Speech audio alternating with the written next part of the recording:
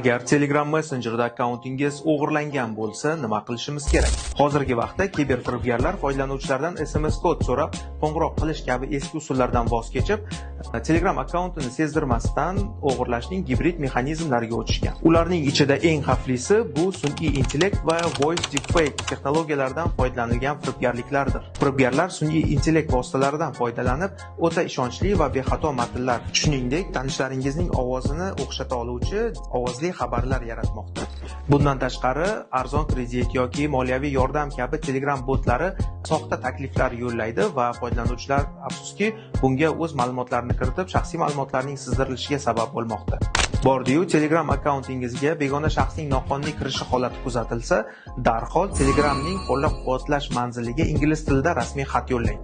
Xatda ro'yxatdan o'tilgan sanani, oxirgi yozishgan kontaktlaringizni va eng muhimi, agar xarid jarayonlari mavjud bo'lsa, Telegram Premium uchun to'lov qilinganligini tasdiqlovchi bank elektron cheklarini ilova qilishingiz shart.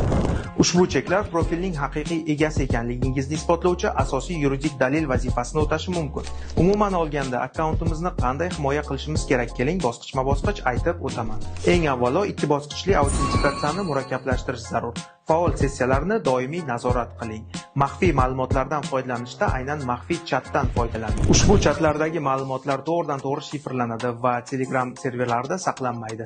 Ogoh bo'ling, raqamli makondagi xavfsizligingiz va moliyaviy xotirjamligingiz avvalo o'zingizga bog'liq. Xayr, salomat bo'ling.